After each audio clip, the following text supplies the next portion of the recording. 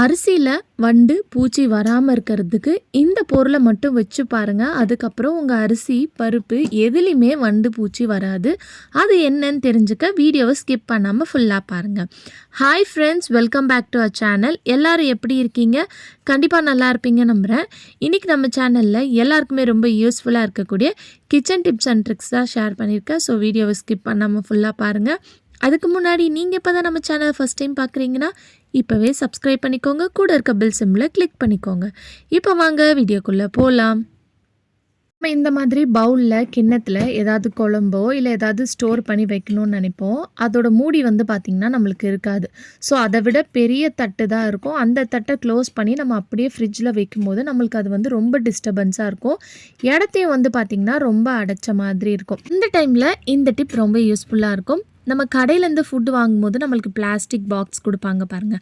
அதோட கேப்பெல்லாம் தூக்கி போடாமல் எடுத்து வச்சுக்கிட்டிங்கன்னா அந்த சைஸ்க்கு ஏற்ற மாதிரி நம்மக்கிட்ட கிண்ணமோ இல்லை பவுலோ இருந்துச்சுன்னா இந்த மாதிரி கவர் பண்ணி நீங்கள் வச்சுக்கலாம். இந்த பவுலுக்கு வந்து பார்த்திங்கன்னா கேப்பே இல்லை. பட் ஆனால் இந்த கேப் வந்து கரெக்டாக அதுக்கு செட் ஆயிடுச்சு. ட்ரை பண்ணி பாருங்கள். அடுத்த டிப் என்னென்னு பார்க்கலாம். காலையில் டைமில் பசங்க பிரேக்ஃபாஸ்ட்லாம் சாப்பிடாம போவாங்க. அந்த மாதிரி டைமில் ஏதாவது பால் மட்டும் குடிச்சிட்டு போவாங்க. வெறும் பால் கொடுக்கறதுக்கு பதிலாக இந்த மாதிரி மில்க் ஷேக் மாதிரி பண்ணி கொடுத்தீங்கன்னா அவங்களுக்கு ஹெல்த்துக்கும் வந்து பார்த்திங்கன்னா நல்லாயிருக்கும். இதில் அயன் கண்டென்ட் நிறைய இருக்கிறனால பசங்களுக்கு வந்து பார்த்திங்கன்னா ரொம்பவே இது ஆரோக்கியமாக இருக்கும். ஸோ இந்த அத்திப்பழம் வந்து தோலோடையும் நீங்கள் போடலாம், இல்லைனா தோலை எடுத்துகிட்டு கூட நீங்கள் போடலாம். இதை வந்து குட்டி குட்டி பீஸாக கட் பண்ணிவிட்டு இதில் வந்து ஒன்று நாட்டு சர்க்கரை இல்லைனா ஹனி சேர்த்துக்கோங்க. நான் எப்போவுமே நாட்டு சர்க்கரை தான் சேர்த்துப்பேன். இன்றைக்கி இல்லாதனால நான் ஒயிட் சுகர் வந்து பார்த்திங்கன்னா ஆட் பண்ணியிருக்கேன். ஸோ பெரியவங்க குடிக்கிறதா இருந்தால் தண்ணி மட்டும் ஊற்றி நீங்கள் அதை நல்லா மிக்சியில் போட்டு கிரைண்ட் பண்ணிவிட்டு நீங்கள் குடிக்கலாம். பசங்களுக்கு கொடுக்குறதா இருந்தால் பால் ஊற்றி கொடுங்க. ரொம்பவே வந்து பார்த்திங்கன்னா பசங்களுக்கு ஒரு ஆரோக்கியமான உணவாக இது இருக்கும். கண்டிப்பாக ட்ரை பண்ணி பாருங்கள். அடுத்த டிப் என்னென்னு பார்க்கலாம். நம்ம இந்த மாதிரி பாத்திரம்லாம் வச்சுருப்போம். அதோட பேக் சைடில் வந்து இந்த மாதிரி கரைங்கள் இருக்கும். ஒரு மாதிரி நம்ம யூஸ் பண்ணி பால் பாத்திரம் பேக் சைடு, பேனு, கடாயில் அதை வந்து ஈஸியாக வந்து நீங்கள் ரிமூவ் பண்ணுறதுக்கு இந்த டிப்பை வந்து ஃபாலோ பண்ணுங்கள். ஸோ டெய்லி இந்த மெத்தட் நம்ம ஃபாலோ பண்ண வேணாம். வீக்லி ஒன்ஸ் நீங்கள் வாஷ் பண்ணுற வெஷல்ஸில் இந்த மாதிரி அதோட பேக் சைடில் இந்த மாதிரி வாஷ் பண்ணிட்டு வரும்போது அந்த கரைலாம் வந்து பார்த்திங்கன்னா உங்களுக்கு க்ளீனாக போய் நல்லா பளிச்சுன்னு இருக்கும். அதுக்கு கொஞ்சமாக டூத் பேஸ்ட் தான் நான் அப்ளை பண்ணியிருக்கேன். இதை அப்ளை பண்ணிவிட்டு ஒரு ஸ்க்ரப்பரை வச்சு இந்த மாதிரி லைட்டாக தேய்ச்சி விடுங்க. இந்த மாதிரி தேய்க்கும் போதே வந்து பார்த்திங்கன்னா உங்களுக்கு தெரியும். ஸோ வீடியோவில் பார்க்கும்போதே தெரியும் உங்களுக்கு. ரொம்ப அழுத்திலாம் நம்ம தேய்க்கணுன்ற அவசியம் இல்லை. இந்த மாதிரி லைட்டாக தேய்ச்சி விட்டுட்டு நீங்கள் வாஷ் பண்ணாலே போதும். உங்களுக்கு அது நல்லா பளிச்சுன்னு மாறிடும். ஸோ சைட்லலாம் வந்து பார்த்திங்கன்னா உங்களுக்கு கரை வந்து ரொம்ப படிஞ்சு போயிருக்கும் இல்லையா, அதை ரிமூவ் பண்ணுறதுக்கு இந்த டிப் வந்து பார்த்திங்கன்னா நம்மளுக்கு ரொம்பவே ஹெல்ப்ஃபுல்லாக இருக்கும். இந்த டிப் கண்டிப்பாக ரொம்ப யூஸ்ஃபுல்லாக இருக்கும். ட்ரை பண்ணி பாருங்கள். அடுத்த டிப்க்கு நான் இங்கே பூண்டு தான் எடுத்திருக்கேன்.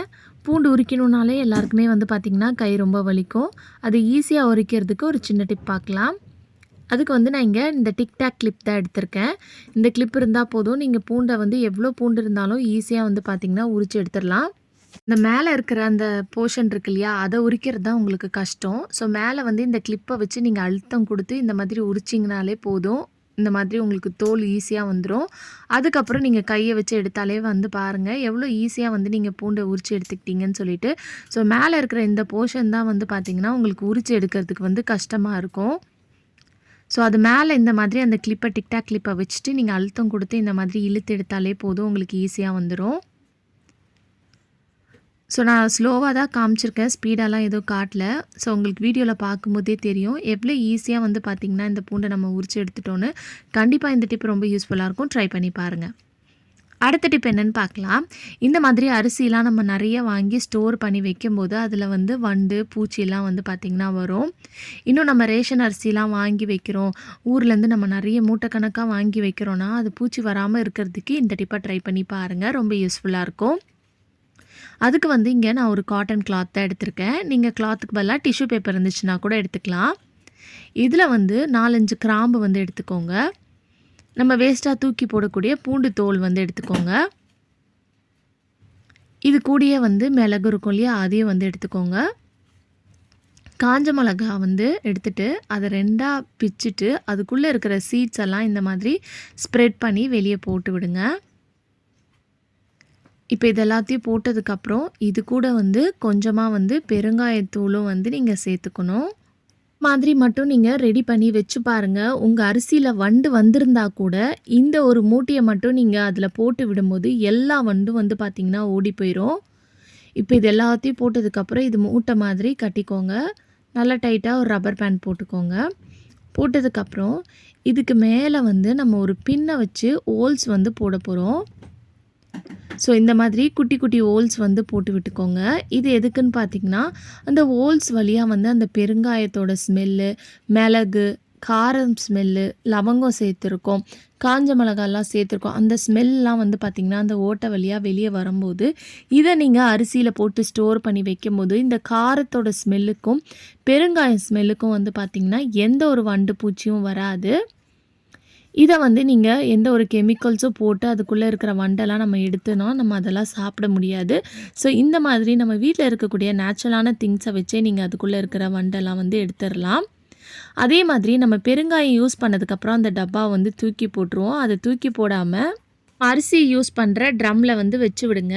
இந்த மாதிரி வச்சு விடும்போது இதுலேருந்து வரக்கூடிய அந்த ஸ்மெல்லுக்கும் வந்து பார்த்திங்கன்னா எந்த ஒரு வண்டு பூச்சியும் வராது. ட்ரை பண்ணி பாருங்கள். அடுத்த டிப் என்னென்னு பார்க்கலாம். இப்போ இந்த தேங்காய் வந்து நம்ம திருவி எடுப்போம் இல்லையா, ஏதாவது பொரியலுக்கு சமைக்கும் போது சம்டைம்ஸ் வந்து கரண்ட் இல்லை, கட் ஆயிடுச்சு, இல்லை நீங்கள் பேச்சுலர்ஸாக இருக்கீங்க, உங்ககிட்ட மிக்ஸி இல்லை அப்படின்னா இந்த டிப் வந்து பார்த்திங்கன்னா உங்களுக்கு ரொம்பவே ஹெல்ப்ஃபுல்லாக இருக்கும். இப்போ இந்த தேங்காவை வந்து துருவி எடுக்கிறதுக்கு நான் இங்கே ஃபோக் ஸ்பூன் தான் எடுத்திருக்கேன். இந்த ஒரு ஃபோக் ஸ்பூன் இருந்தால் போதும். நீங்கள் ஈஸியாக வந்து பார்த்திங்கன்னா தேங்காவை வந்து பொரியலுக்கு வந்து துருவி எடுத்துடலாம். ஸோ அதுக்கு வந்து இந்த மாதிரி ஃபோக் ஸ்பூனை வச்சுட்டு இந்த மாதிரி பண்ணி விடுங்க. இந்த மாதிரி பண்ணும்போது நம்ம மிக்சியில் போட்டு அரைச்சோன்னா நம்மளுக்கு எப்படி வருமோ அதே மாதிரி வந்து பார்த்திங்கன்னா வரும். அந்த அளவுக்கு சாஃப்டாக வந்து வரும். ஸோ எமர்ஜென்சி டைமில் நம்மக்கிட்ட கரண்ட் இல்லை மிக்ஸி ஜார் வந்து ரிப்பேர் ஆயிடுச்சு, மிக்ஸி ரிப்பேர் ஆயிடுச்சு அப்படின்னா கண்டிப்பாக அந்த டைமில் வந்து இந்த டிப் ரொம்ப யூஸ்ஃபுல்லாக இருக்கும். இந்த மாதிரி குட்டி குட்டி டிப்ஸ்லாம் நீங்கள் தெரிஞ்சு வச்சுக்கிட்டிங்கன்னா என்றைக்காவது ஒரு நாள் கண்டிப்பாக இந்த டிப் வந்து பார்த்திங்கன்னா நம்மளுக்கு ரொம்ப யூஸ்ஃபுல்லாக இருக்கும். ஸோ ஃபோக் ஸ்பூன் வந்து நல்லா ஷார்ப்பாக இருக்கிறதா பார்த்து எடுத்துக்கிட்டிங்கன்னா உங்களுக்கு இந்த மாதிரி துருவும் போது ஈஸியாக வந்து பார்த்திங்கன்னா அதில் உங்களுக்கு வந்துடும். ஸோ இப்போ பார்க்கும்போதே உங்களுக்கு தெரிஞ்சிருக்கும். ஸோ கண்டிப்பாக இந்த டிப் ரொம்ப யூஸ்ஃபுல்லாக இருக்கும். ட்ரை பண்ணி பாருங்கள். இந்த டிப் பிடிச்சிருந்துச்சுன்னா இந்த வீடியோக்கு ஒரு லைக் கொடுங்க. அடுத்த டிப் என்னென்னு பார்க்கலாம். அடுத்த டிப்புக்கு இப்போது நம்ம இந்த மாதிரி சாரீ ப்ளவுஸ்லாம் வியர் பண்ணும்போது நம்ம என்ன தான் பின் பண்ணாலும் இந்த ஏரியாவில் வந்து பார்த்திங்கன்னா இறங்கி வந்துடும். சம்டைம்ஸ் வந்து நம்ம ஏதாவது இந்த மாதிரி பட்டு சாரீ, ஹெவியான சாரீலாம் கட்டிட்டு வேலை செய்யும்போது இந்த மாதிரி இங்கே இறங்கி வந்துருந்துச்சுன்னா அதை வந்து நம்ம கவனிக்காமல் கூட இருப்போம். ஸோ அந்த டைமில் இந்த டிப் வந்து பார்த்திங்கன்னா ரொம்ப யூஸ்ஃபுல்லாக இருக்கும். ஒரு குட்டி பீஸ் டபுள் டேப்பை கட் பண்ணி இந்த மாதிரி ப்ளவுஸில் ஒட்டி விட்டுருங்க. அதுக்கப்புறம் அதுக்கு மேலே வந்து நம்ம சாரீ வியர் பண்ணுறத வந்து இந்த மாதிரி ஒட்டி விட்டுருங்க. இந்த மாதிரி ஒட்டி விட்டுட்டிங்கன்னா நீங்களே வந்து இழுத்து எடுத்தால் தான் உங்களுக்கு அது தனியாக வருமே தவிர அதுவாக வந்து உங்களுக்கு நகர்ந்து வரவே வராது. நல்லா வந்து க்ரிப்பாக இந்த மாதிரி ஒட்டிக்கும். ஸோ கண்டிப்பாக இந்த டிப்பு யூஸ்ஃபுல்லாக இருக்கும். ட்ரை பண்ணி பாருங்கள். ஓகே ஃப்ரெண்ட்ஸ், இன்றைக்கி வீடியோலேருந்து நான் ஷேர் பண்ணி இந்த டிப்லேருந்து ஏதாவது ஒரு டிப் கண்டிப்பாக உங்களுக்கு யூஸ்ஃபுல்லாக இருக்கும்னு நினைக்கிறேன். அப்படி யூஸ்ஃபுல்லாக இருந்துச்சுன்னா மறக்காமல் நம்ம சேனலை லைக் பண்ணுங்கள், ஷேர் பண்ணுங்கள், கமெண்ட் பண்ணுங்கள், சப்ஸ்கிரைப் பண்ணிக்கோங்க. தேங்க்யூ ஃபார் வாட்சிங்.